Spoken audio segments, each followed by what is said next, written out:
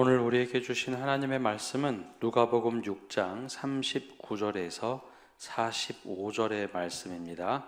신약성경 100면입니다.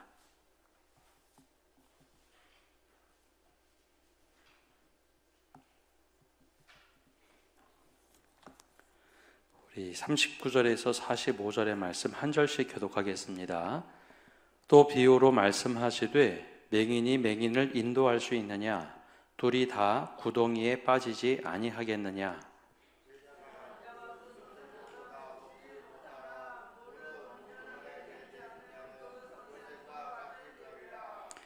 어찌하여 형제의 눈 속에 있는 티는 보고 내 눈 속에 있는 들보는 깨닫지 못하느냐?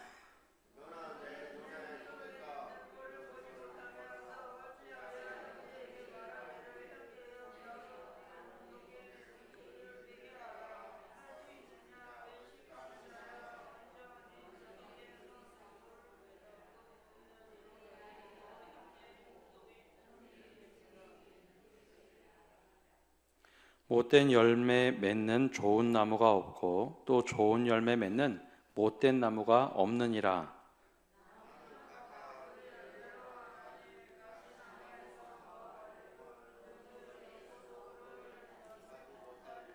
함께 읽겠습니다. 사람은 마음에 쌓은 선에서 선을 내고 악한 자는 그 쌓은 악에서 악을 내나니 이는 마음에 가득한 것을 입으로 말함이니라. 아멘. 과거에 비해서 현대에는 이제 단어나 용어가 오염되는 경우가 있습니다.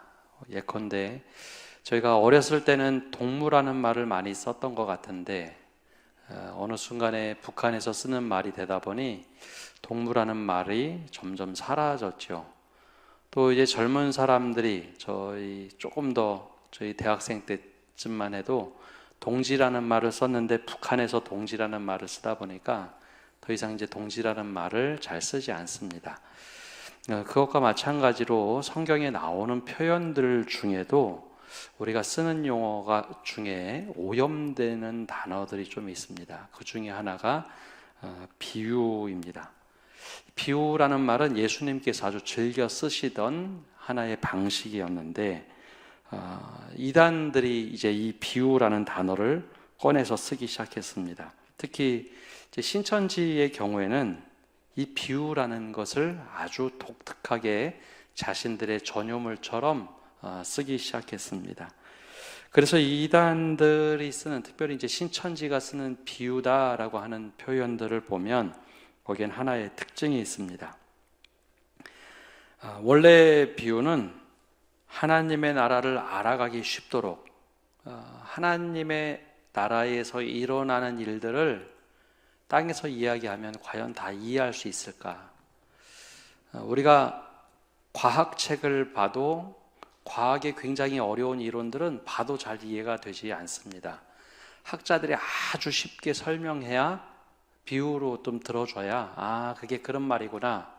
과학도 그런데 하나님의 나라의 섭리나 하나님의 나라의 원리들을 그대로 이야기하시면 못 알아들었기 때문에 아주 쉽게 이해하도록 비유를 들으셨죠. 그런데 이단들은 그런 것을 그렇게 하지 않습니다. 이렇게 쉽게 깨닫도록 하는 것이 아니라 비유를 통해서 오히려 교리의 핵심을 독점하려고 합니다. 비유를 들면서 이거는 여러분들이 지금까지 잘못 알았던 거라고, 우리가 제대로 해석할 테니까 이거대로 배워야 제대로 말씀을 아는 거다라고 하면서 비유를 독점해 버립니다. 그래서 신앙생활을 하던 분들이 거기 가서 비유를 조금 듣다 보면 혹합니다. 처음 듣는 이야기거든요. 일리가 있는 것처럼 들려지고 혹하는 이야기입니다. 또 하나는 비유의 해석을 뭐라고 얘기하느냐, 우리만 아주 정확하고 독특하게 할 수 있다라는 겁니다. 여러분들은 해석할 능력이 없고 기존 교회는 타락했기 때문에 해석이 잘못됐다는 거죠. 해석의 독점뿐만 아니라 우리만 할 수 있다라고 이야기합니다. 그러니 더 신뢰성이 가죠. 우리가 익숙한 거는 들어서는 그냥 평범하다 생각하는데 독특한 이야기가 나오면 한 번 더 귀를 쫑긋하고 듣게 됩니다. 그리고 결정적으로 비유를 들면서 모호성을 좀 이야기합니다.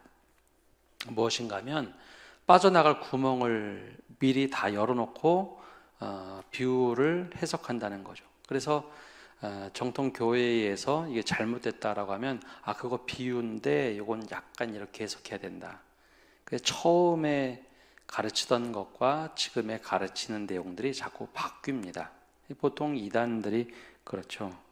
근데 예수님의 비유는 좀 달랐습니다. 예수님의 비유는요, 하늘의 비밀을 사람들에게 아주 쉽게 깨닫도록 하기 위해서 독점이 아니라 비밀이긴 비밀인데 열린 비밀을 알려주고 계시죠.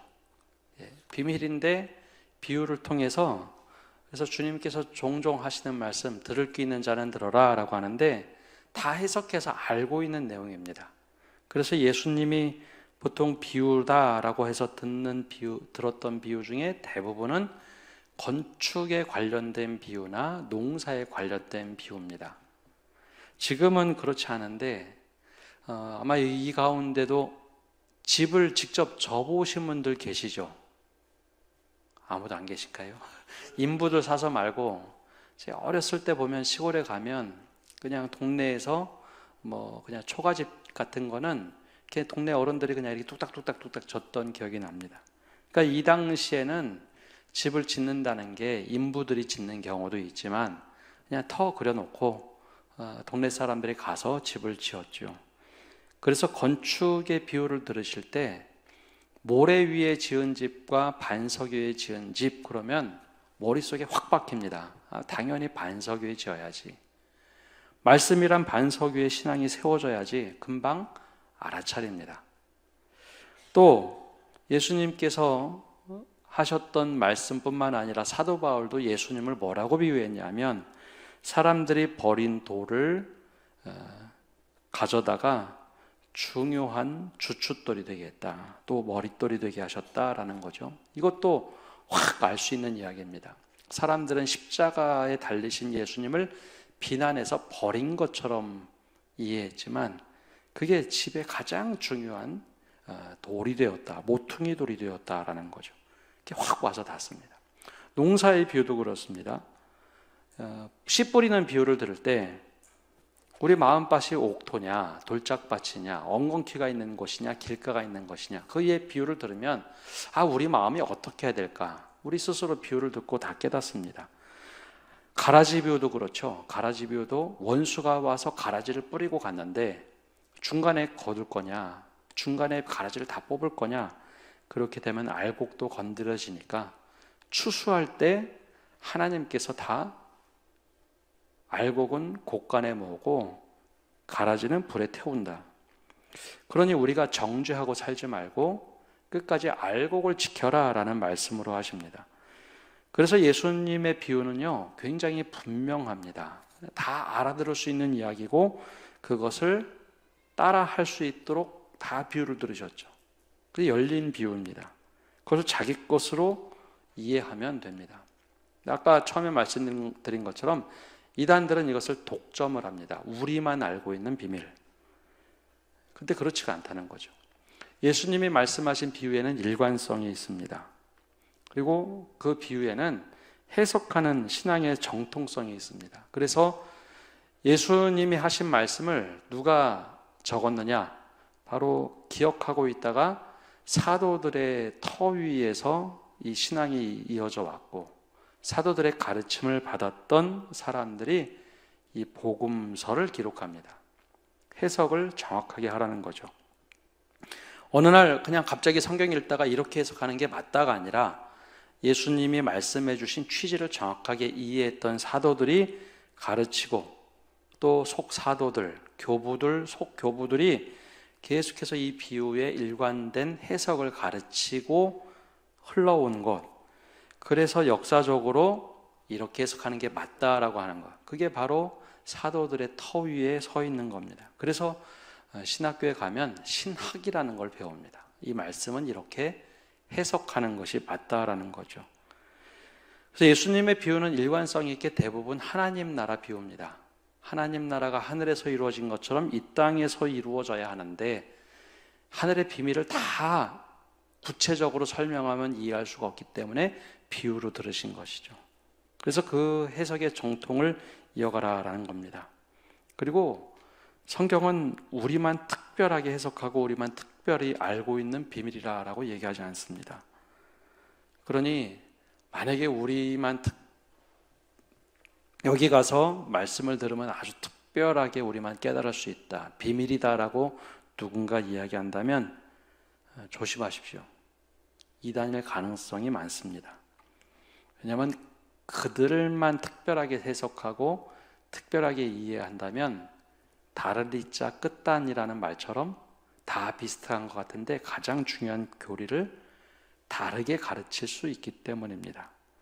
그러니 이제 최근에 많은 이단들이 아주 이제 공개적으로 전도도 하고 하기 때문에 이것을 한번 꼭 기억해야겠다라는 생각이 듭니다.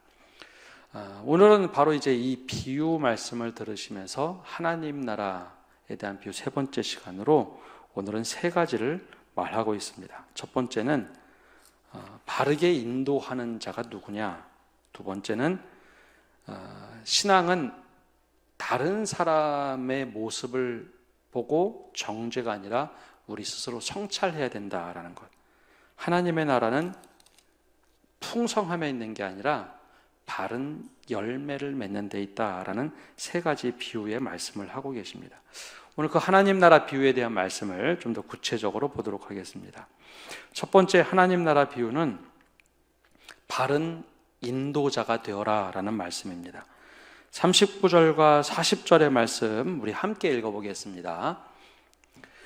또 비유로 말씀하시되 맹인이 맹인을 인도할 수 있느냐? 둘이 다 구덩이에 빠지지 아니하겠느냐? 제자가 그 선생보다 높지 못하나 무릇 온전하게 된 자는 그 선생과 같으리라. 아멘. 우리가 잘 알고 있는 것처럼 맹인이 맹인을 인도할 수 있느냐, 둘이 다 구덩이에 빠지지 않겠느냐라고 말씀을 하셨죠. 여기에 말씀의 핵심이 뭘까요? 맹인이 맹인을 인도할 수 없고 맹인을 인도할 사람은 눈을 똑바로 뜨고 바른 방향으로 그를 데리고 갈 사람이다라는 겁니다. 혹시 게임 중에 눈 가리고 앞에 인도하는 사람 그 소리나 뭐 방울 소리 혹은 흔드는 소리 가지고 길 찾아가는 게임 해보신 적이 있으신지요? 아무도 없으세요? 예, 저 끄떡끄떡. 예, 보통 유치원에서 운동회를 하면 그 부모님들이 뭐 흔들고 아이들 눈 가리고 따라가는 거 합니다. 반대로 하든지. 그러면 앞에 인도하는 사람은요, 어디가 목적지인지 보고서 두 사람을 보고서 이 사람 보고 흔들어줘야 합니다. 멀리서 흔들면 옆에 있는 데서 같이 흔들면 다른 길을 따라갈 수 있기 때문에 바로 앞에서 눈 가린 사람 앞에서 이거 흔들면서 소리를 내가면서 여기 따라오라고 해줘야 합니다. 이 비유의 핵심은 인도하는 사람이 바르게 인도하고 있느냐 그 이야기입니다. 만약에 맹인이 맹인을 인도하면 구덩이에 빠지겠죠. 어디로 가야 될지 서로 모른다는 것이죠. 근데 이 말씀의 해석이 굉장히 서로 다릅니다. 물론 저도 다르겠는데요. 맹인이 인도한다. 갈 바를 모르기 때문에 정말 바르게 인도해야 된다. 그리고 바른 신앙을 가져야 된다라는 말을 많이 하죠. 근데 여기서 바른 신앙을 갖고 인도하는 사람은 과연 어떤 사람을 얘기할까요? 이 말씀 바로 앞에 있는 내용들을 보면 바리새인과 율법사들을 지칭해서 맹인이라고 한 것은 분명합니다. 근데 왜 그들을 맹인으로 지칭했을까라는 거죠. 성경 말씀도 잘 알아요. 구약의 말씀 너무나 잘 알고요. 금식도 합니다.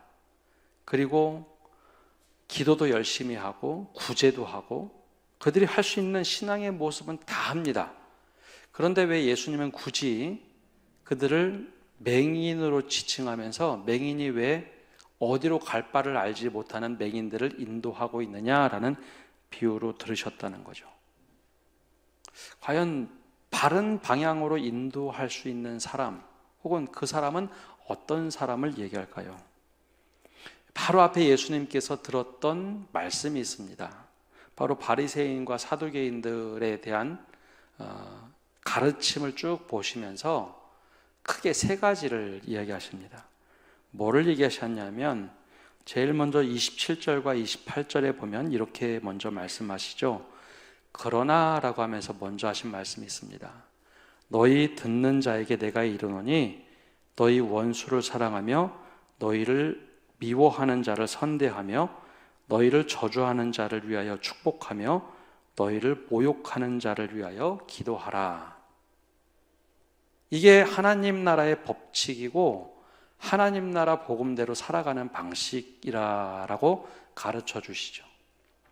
그런데 율법사들이나 바리새인들은 그렇게 하지 않았습니다.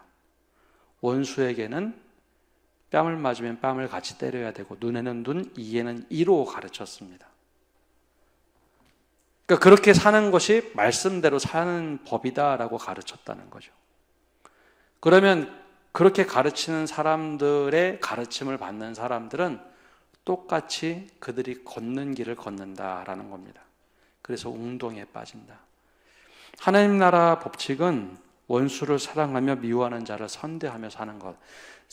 구약의 말씀을 재해석해서 정말 하나님께서 원래 원하셨던 말씀은 원수를 사랑하라. 근데 바리새인들은 절대로 원수를 사랑하라 혹은 이방인을 사랑하라라는 말씀을 가르치지 않았습니다. 즉 맹인이 맹인을 인도한다는 거죠. 그게 첫 번째 하신 말씀입니다. 두 번째는 31절에 나오는데요. 남에게 대접을 받고자 하는 대로 너희도 남을 대접하라 라고 말씀하십니다. 근데 바리새인들은 거꾸로 행동을 했습니다. 대접받는 일이 익숙했기 때문에 회당에 가면 제일 상석에 앉았고 율법사들도 제일 높은 곳에 앉아서 가르치는 데 익숙했습니다. 대접받는 것에 익숙한 거죠. 대접하는 일은 거의 없었죠. 그러다 보니 그 또한 하나님 나라 원칙에서는 사람들을 인도하는데 야, 대접받고 싶으면 더 높은 데로 올라가야지 라고 가르치는 것과 똑같았습니다.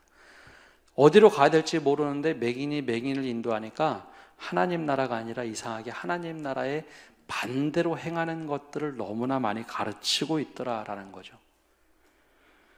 마지막으로 그 앞에서 바로 하신 말씀이 비판하지 말라라는 말씀입니다. 37절 보면은 비판하지 말라. 그리하면 너희가 비판을 받지 않을 것이요. 정죄하지 말라. 그리하면 너희가 정죄를 받지 않을 것이요. 용서하라.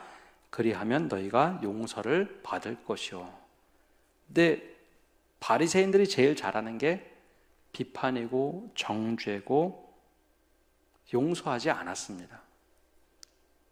그게 이제 바리새인들이 가르치고 그 가르침을 따라가는 사람들이 잘 모르고서 맹인된 사람들로 그들을 쫓아가다 보니까 하나님께로 나가는 길이 아니라 자꾸 넘어지는 웅덩이에 빠지는 스스로 율법주의자가 되는 웅덩이에 빠지는 일이 돼버린 거죠. 그래서 예수님께서는 바리새인과 율법사들을 맹인, 어디로 가야 될지 모르는 사람들, 방향을 잃은 맹인이라고 지칭했던 겁니다. 이걸 거꾸로 생각해 보면 하나님 나라는 그냥 우리가 눈에 보이도록 되는 것이 아니라 바로 방향에 있다는 겁니다. 방향이 바르게 정해져야 그대로 행할 수가 있는데 이 반대로 신앙생활을 잘못하면 이거 반대로 이렇게 갈 수 있습니다. 이 말씀 반대로 생각하면 바리새인들이 가르쳤던 거죠. 원수에게 뺨을 맞으면 때려야 되고 눈에는 눈, 이에는 이. 대접을 받는 위해서는 높은 자리로 올라가야 되고 비판하고 정죄하고 하면 우리가 더 의로워진 척 할 수 있다라는 거죠. 그러다 보니 예수님께서 이 하신 말씀이 정반대입니다. 그러면 진짜 방향을 바르게 잡으면 앞에 있는 사람이 바르게 방향을 잡으면 그 맹인은 어디로 가야 될지 모르지만 그 인도함을 받고 하나님 나라를 살아갈 수 있는 사람들이 된다라는 것입니다. 그래서 이 말씀을 들을 때 앞에 갔던 그 사람을 보고 선생으로 얘기하죠. 그래서 40절에는 제자가 그 선생보다 높지 못하나 무릇 온전하게 된 자는 그 선생과 같으리라. 온전하게 방향을 하나님 나라에 정중동하고 예수님의 가르침에 따라서 그렇게 묵묵히 걸어가면 맹인이 어디로 가야 될지 모르는데 거야 이쪽으로 가는 게 맞습니다. 원수를 사랑하라고 가르쳤으니 막 스승이 된 사람이 아니라 할지라도 온전한 방향을 가지고 있는 사람이 가는 길을 따라가다 보면 그렇게 맹인도 갈 수 있다는 거죠. 어디로 가야 될지 모르지만 그렇게 따라갈 수 있다라는 것을 알려주고 있습니다. 여러분, 신앙은 속도에 있지 않고 방향에 있습니다. 방향을 우리가 어떻게 잡고 살아가느냐, 하나님이 원하시는 걸 어떻게 우리가 방향을 잡고 살아가느냐, 거기에 달려져 있습니다. 잘못된 지도자들은 영적인 파멸의 길로 가도록 합니다. 왜냐하면 그게 논리적으로 맞고 현상적으로 맞는 것처럼 보입니다. 그런데 그게 하나님 말씀과 대치하는 일이라면 우리가 한 번 정도 고민해 봐야 됩니다. 두 번째는 하나님의 나라는 먼저 자신을 돌아보면서 시작되는 나라입니다. 우리 41절과 42절 말씀 우리 함께 읽어보겠습니다. 어찌하여 형제의 눈 속에 있는 티는 보고 내 눈 속에 있는 들보는 깨닫지 못하느냐? 너는 내 눈 속에 있는 들보를 보지 못하면서 어찌하여 형제에게 말하기를 형제여 나로 내 눈 속에 있는 티를 빼게 하라 할 수 있느냐? 외식하는 자여 먼저 내 눈 속에서 들보를 빼라. 그 후에야 내가 밝히 보고 형제의 눈 속에 있는 티를 빼리라. 아멘. 이거는 너무 익숙하게 말씀을 많이 들어서 잘 알고 있는 말씀이죠. 다른 사람의 눈에 있는 티를 보기가 쉽죠. 내 눈에 들보가 있다고 해서 이게 불편하지만 않으면 들보가 있는지 알 수가 없습니다. 언젠가도 한번 말씀을 드렸는데요. 굴뚝에 들어갔다 온 사람 둘이 있습니다. 두 사람이 딱 마주 봤을 때 한 사람은 얼굴에 껌댕이 많이 묻었고 한 사람은 얼굴에 껌댕이 하나도 묻지 않았습니다. 누가 가서 얼굴을 씻을까요? 굴뚝에 들어갔다 온 사람이 있어요. 두 사람. 근데 두 사람이 딱 마주보고 한 사람은 얼굴에 까맣게 검댕이 묻었고 한 사람은 얼굴이 깨끗합니다. 누가 가서 얼굴을 씻을까요? 예? 그쵸? 예, 저 사람처럼 나도 그렇게 됐을 거라고 생각하니까 이게 들보하고 이 티는 바로 이 이야기입니다. 다른 사람에 있는 건 잘 보이죠. 저의 모습은 제 스스로 볼 수가 없습니다. 거울에 비춰지지 않는 한. 그래서 다른 사람에 있는 티는 참 잘 봅니다. 근데 우리가 믿음 생활하면 우리가 조금 더 선하고 조금 더 의롭고 조금 더 괜찮다고 생각을 하죠. 여러분, 예수 믿는 사람하고 예수 믿지 않는 사람하고 누가 더 죄를 많이 질까요? 이거 모릅니다. 알 수가 없어요. 하나님 보시기에 우리가 다 똑같이 죄인이고 실제 통계 내보면 예수 믿는 사람과 안 믿는 사람의 죄, 범죄의 통계는 거의 똑같습니다. 크게 다르지 않습니다. 사회 구성원 중에 한 사람이기 때문에 특별하게 다르지 않습니다. 근데 누가 더 윤리에 대해서 강하게 얘기하느냐? 그리스도인들이 훨씬 더 윤리에 대해서 강하게 이야기합니다. 예전에 한번 소개시켜드린 책이 있는데요. 파인애플 스토리라는 책이 있습니다. 오토 콘책 선교사가 파푸아뉴기니에서 사역을 하면서 자서전적 경험을 쓴 책인데요. 내용이 대충 이렇습니다. 파푸아뉴기니에 가서 선교사가 큰 농장 땅을 샀습니다. 그리고 자기 울타리를 울타리 내에 파인애플을 심었습니다. 몇 년이 지나서 파인애플이 열매를 맺을 때쯤 돼가지고 그곳에 가보니 파인애플이 하나도 남아있질 않는 겁니다. 이게 어찌된 일인가 봤더니 원주민이 다 따갔습니다. 선교하러 왔는데 파인애플을 먹고 싶어서 파인애플 나무를 심었는데 자기가 선교하는 대상인 원주민이 다 따간 겁니다. 이러면 안 되겠다. 울타리를 쳐놨죠. 그리고 다시 파인애플 열매를 다음에 먹을 수 있겠거니 했는데 그 다음에 가보니까 또 하나도 없는 겁니다. 다 따간 겁니다. 너무너무 화가 났죠. 그래서 이제 원주민들을 고용을 했습니다. 이제 너희들 이만큼은 너희들 먹어도 되고 여기 있는 건 내 거니까 절대 이거 먹으면 안 된다. 어떻게 됐을까요? 또 다 따먹었습니다. 너무너무 화가 났죠. 그래서 이 사람들에게 더 강력한 벌을 줘야겠다라고 생각하면서도 이게 내가 이 사람들이 이렇게 윤리의식도 없는데 선교를 해서 될까?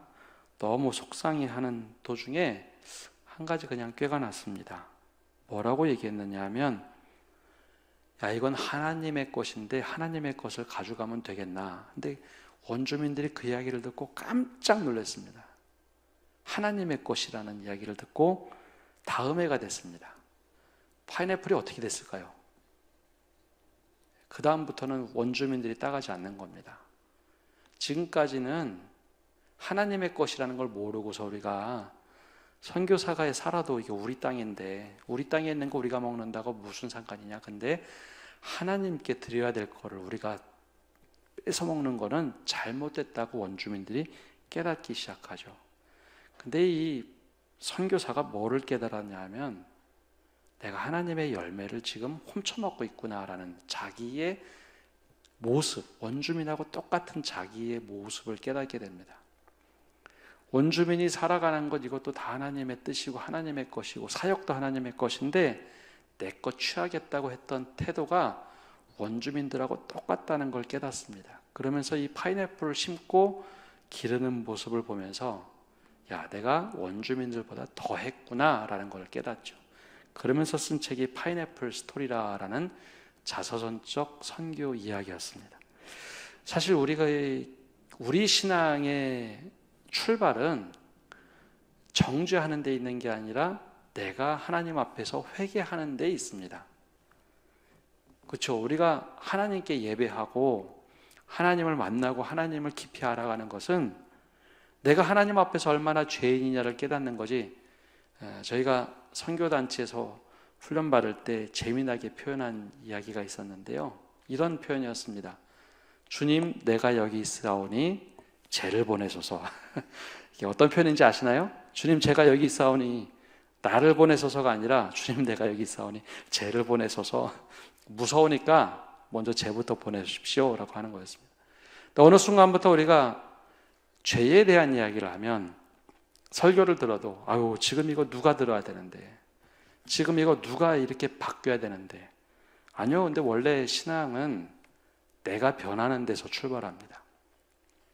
이번 주에 종교개혁주의를 맞이하는데 종교개혁도요, 사회를 바꾸려고 한 적도 없고 뭘 다른 거를 해보려고 한 것이 아닙니다. 루터가 95개조 반박문을 비텐베르그 성에 붙일 때도 그가 신학교 교수였고 그걸 가르치는 사람이었기 때문에 지금 교황이 얼마나 잘못하고 있는지 한번 공개 토론 좀 해보자. 그래서 95개에 대한 잘못된 것을 한번 공개 토론해보자라는 입장에서 적은 겁니다.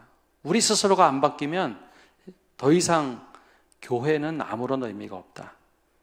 그래서 그 95개에 해당되는 글을 적어 놓았던 거죠. 스스로 우리 안에 있는 들보가 얼마나 큰지 한번 살펴보자라는 취지로 했는데 그게 하나의 운동이 돼서 종교개혁 운동이 됐습니다.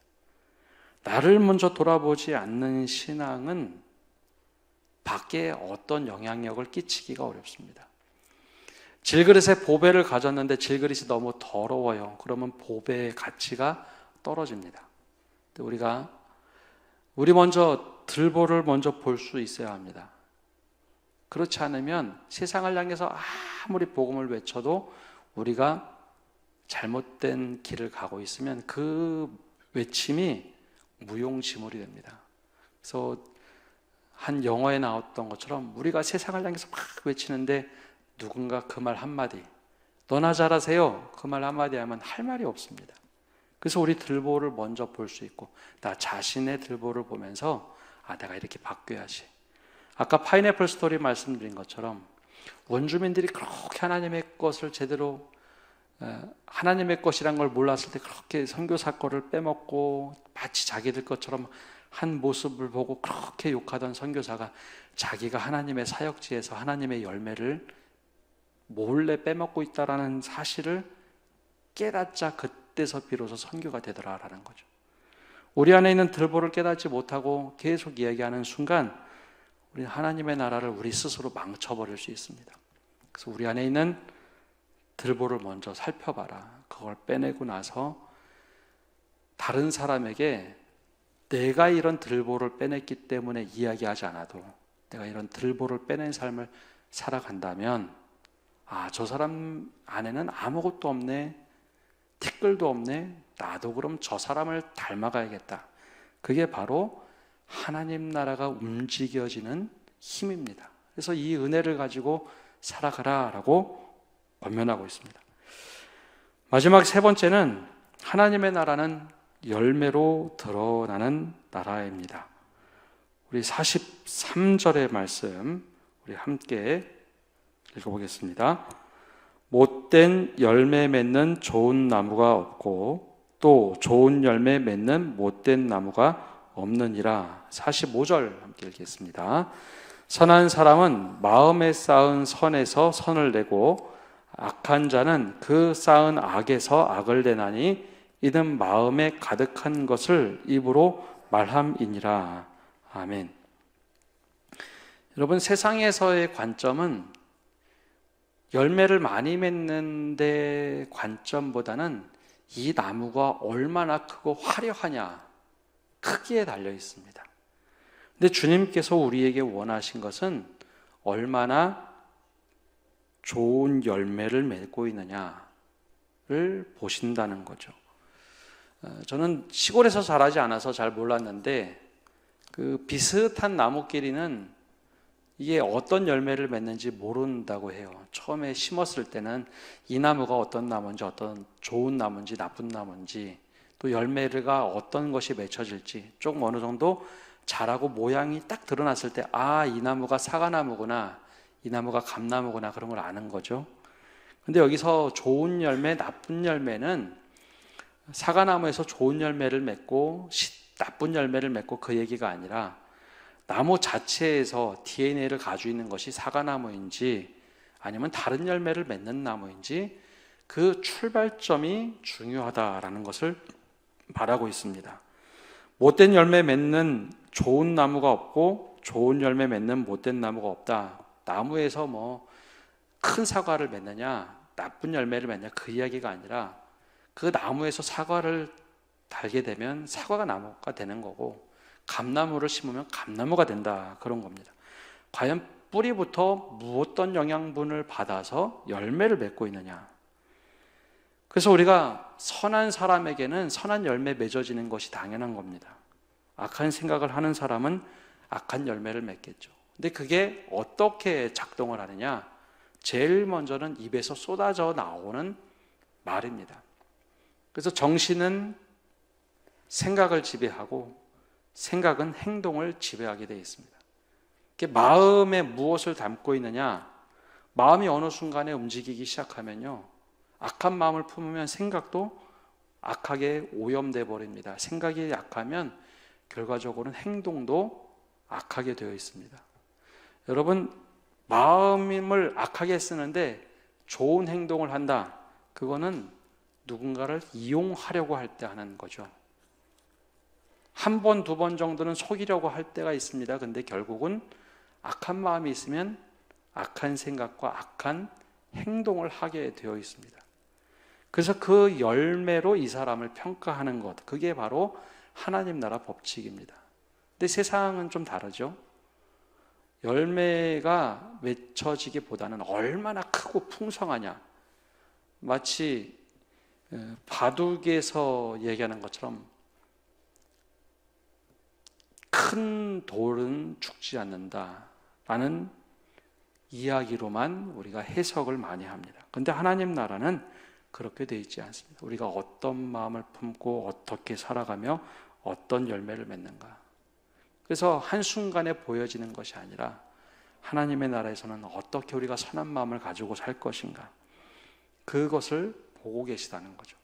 바리새인의 모습, 오늘 말씀에 앞에 나왔던 바리새인들의 모습을 보면 바리새인들은 제일 앞에 서는 것, 얼마나 겉으로 보여지는 것이 중요하냐, 거기에 초점을 담고 있었습니다. 그래서 마음에 늘 정죄함이 먼저 있었고, 남에 있는 들보를 먼저 보는 것, 그것이 우선순위였습니다. 그리고 마음에도 선함보다는 신앙의 눈으로 저 사람을 정죄해서 죽이는 것 서슴지 않고 했죠. 그래서 예수님께서는 그걸 뒤집습니다. 하나님 나라는 마음에 선한 것을 쌓고 선한 열매를 맺는 삶, 그게 진짜 하나님 나라 살아가는 삶이다라고 말씀을 하고 있습니다. 그래서 우리가 오늘 말씀을 좀 요약을 해서 보면, 하나님 나라는 세상의 가치관과 참 다른 것이 많습니다. 바르게 인도하는 게 뭐냐? 바르게 인도하는 게 뭐냐? 방향이 제일 중요하다라는 거죠. 그 방향이 정말 원수를 사랑하는 모습으로 살아가라. 근데 대부분 이제 이런 말씀들이 현대에서 잘 통용이 되지가 않습니다. 누가 할 수 있을까요? 힘들어도 우리가 할 수 있을 때, 아니 조금이라도 실천해 갈 때 하나님 나라가 멀리 있는 것이 아니라 우리 안에서 조금씩 이루어져 갑니다. 우리나라에 복음이 들어왔을 때, 처음 교인들 몇 명 되지 않았을 때 그분들이 그렇게 살아갔던 것처럼 맹인이 맹인을 인도하도록 하는 것이 아니라 정말 바른 방향으로 가는 것. 그래서 바라기는 저를 위해서도 기도해 주시고 목회자들을 위해서 기도해 주시는데, 한국교회 영적 지도자들을 위해서 기도해 주셔야 합니다. 맹인이 되지 않도록, 바른 길로 인도하도록. 그러니까 우리의 생각에 바른 길이 아니라 하나님 나라 복음에 빗대어서 볼 때 이 말씀대로 율법사와 바리새인처럼 사고하는 게 아니라 예수님 말씀대로 우리가 정말 그렇게 살려고 발버둥 치고 있는가, 그래서 그 길을 갈 수 있도록 인도하는 것, 그렇게 영적 지도자들을 위해서 기도해 주셔야 합니다. 또 스스로 먼저 성찰할 수 있도록 우리가 기도해야 합니다. 세상을 향해서 너희 잘못됐다, 바르게 가야 된다, 아무리 이야기해도 우리 눈에 있는 들보가 조금이라도 더 커 보이면 그 말씀은 아무런 소용이 없는 경우가 있습니다. 그냥 외침으로 끝나죠. 우리가 먼저 들보를 빼낼 수 있는, 스스로 정화할 수 있고 성찰할 수 있는 믿음을 가지고 있어야 합니다. 마지막으로 열매를 맺는 신앙이 되어야 합니다. 화려하고 크고 영향력 있고 그늘 막 잔뜩 지워서 거기에 대단한 영향력을 끼치는 게 아니라, 아무리 작더라도 그 열매가 얼마나 생명력을 담고 있는지, 그 열매를 맺는, 선한 열매를 맺는 교회가 되고 성도가 될 때 그 자리가 하나님의 나라가 되고 선한 영향력을 끼칠 것입니다. 우리가 이 믿음을 가지고 살아가시는 성도 여러분 되시기를 바랍니다. 기도하겠습니다. 주님, 오늘도 주님 앞에 나와서 말씀을 듣고 나갑니다. 주님께서 늘 저희와 함께 하여 주시고, 또한 오늘 말씀대로 우리가 바른 길로 갈 수 있도록 이 말씀에 늘 우리를 조명하고, 오늘도 바른 길을 가고 있는지 돌아보게 하시고, 맹인으로 맹인을 인도하는 것이 아니라 하나님 나라 방향으로 잘 갈 수 있도록 은혜 내려 주옵소서. 또 우리 안에 들보가 얼마나 큰지 스스로 자정할 수 있고 스스로 성찰할 수 있는 저희가 되어서 주님 보시기에, 또 세상 보기에 저희가 먼저 거룩함으로, 회개함으로 나가게 하여 주시고, 더 나아가서 열매 맺는 그리스도인들 되도록 축복하여 주옵소서. 예수님의 이름으로 기도합니다. 아멘.